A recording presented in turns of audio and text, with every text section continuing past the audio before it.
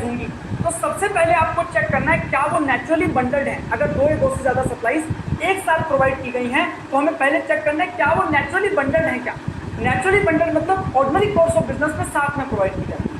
अगर वो naturally bundled है तो वो कंपोजिट सप्लाई होंगी और रेट लगेगा प्रिंसिपल सप्लाई का। अगर वो नेचुरली बंडल्ड नहीं है तो अगला स्टेप हमारा क्या होगा, हम देखेंगे कि भैया क्या वो कंपोजिट सप्लाई नहीं है। अगर नहीं है तो क्या होगा, अगला हमारा स्टेप होगा क्या वो एक सिंगल प्राइस के लिए प्रोवाइड की गई है। मतलब जो दो या दो से ज़्यादा सप्लाई क्या उसका अलग अलग प्राइस है, सिंगल प्राइस है। अगर सिंगल प्राइस है तो भैया उसे मिक्स सप्लाई बोलेंगे और उसके पूरे सिंगल प्राइस पे हाईएस्ट वाली रेट लगेगी। और अगर मान लीजिए सब चीज़ों का अलग अलग प्राइस दे रखा है तो आप अलग अलग रिस्पेक्टिव रेट वहाँ पे लगा दोगे। इस तरीके से फ्लेक्सिबिलिटी आएगी। इसके लिए हमने दो सर्कुलर पढ़े। प्रिंटिंग इंडस्ट्री वाला, उसमें हमने बोला कि अगर बुक पैम्फलेट एनुअल रिपोर्ट वगैरह छपवा रहे हो जहाँ पे कंटेंट इज मोर इम्पोर्टेंट तो वहाँ पे सप्लाई और सर्विस माना जाएगा और सर्विसेज के अकॉर्डिंग जीएसटी पे होगा। अगर आप लेटर हेड, नैपकिन, एनवलप वगैरह छपवा रहे हो तो उन्हें गुड्स माना जाएगा।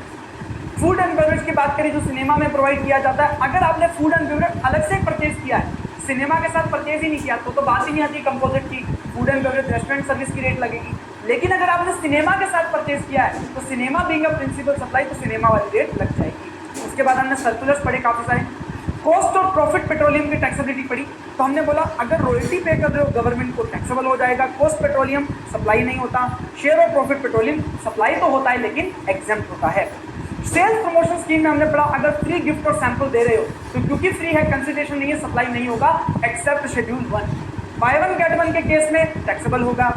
इसॉप की टैक्सेबिलिटी की बात करी क्या, डोमेस्टिक कंपनी अगर फॉरेन कंपनी के शेयर्स इशू कर रही है एम्प्लॉइज को इसॉप के केस में तो क्या होगा, देखो फॉरेन कंपनी ने इशू किए इसॉप सिक्योरिटी करी है तो भैया सप्लाई नहीं है।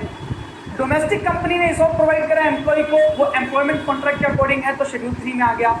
अब जो रिम्बर्समेंट किया है डोमेस्टिक कंपनी ने फॉरेन कंपनी को, अगर वो मार्केट प्राइस तक किया है तो भैया हम उसे सिक्योरिटी का सेल मान करके जीएसटी नहीं लगाएंगे। लेकिन अगर मार्केट प्राइस से ज़्यादा दिया है इसका मतलब वो एडिशनल फीस या कोई चार्जेस दिए हैं जिसके ऊपर जीएसटी लग सकता है।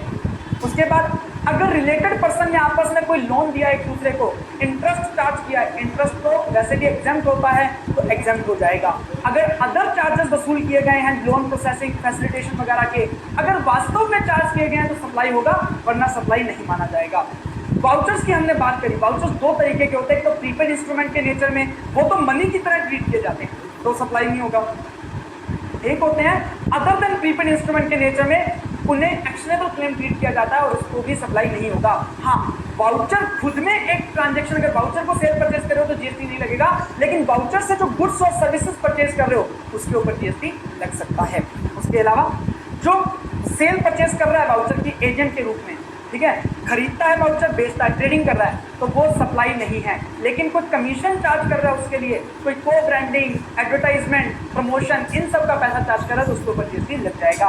मान लीजिए वाउचर यूज नहीं होता, वाउचर क्या हो जाता है, एक्सपायर हो जाता है, क्या सर इसको सप्लाई मानेंगे? नहीं बोलते, इसको सप्लाई नहीं मानेंगे। उसके बाद जॉइंट वेंचर के कैश कॉल्स की बात हो रही थी। कैश कॉल्स अगर कैपिटल कंट्रीब्यूशन के नेचर में है तो भैया जीएसटी नहीं लगेगा, लेकिन अगर कैश कॉल ऑपरेटिंग मेंबर्स के द्वारा सर्विस प्रोवाइड की गई है उसके बदले में है तो भैया यहाँ पे सप्लाई और सर्विस हो जाएगा।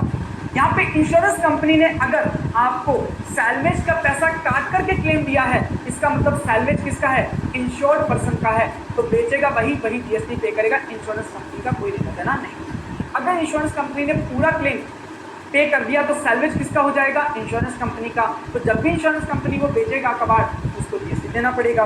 टेनेंसी राइट टैक्सेबिलिटी में हमने बात किया कि स्टैम्प ड्यूटी पे कर देने से आप जीएसटी से नहीं बच सकते। जो रेंट है अगर वो टैक्सेबल है तो उसके साथ टेनेंसी राइट प्रीमियम भी टैक्सेबल हो जाएगा। रेंट एग्जाम्प्ट है तो टेनेंसी राइट प्रीमियम भी एग्जाम्प्ट हो जाएगा ओनर के हाथ में। अगर आउटगोइंग टेनेंट ने टेनेंसी राइट प्रीमियम लिया है तो वो हमेशा टैक्सेबल होगा। Priority sector lending certificate taxable होंगे, इंटरेस्ट रेट सप्लाई होगा, हमेशा जीएसटी लगेगा। सिक्योरिटी लैंडिंग स्कीम में सिक्योरिटी लैंड की गई है, रेंट पे दी गई है, उसके ऊपर भी आपका जो है जीएसटी लगेगा सप्लाई और सर्विस मान करके। यहाँ पे हमने चैप्टर कंप्लीट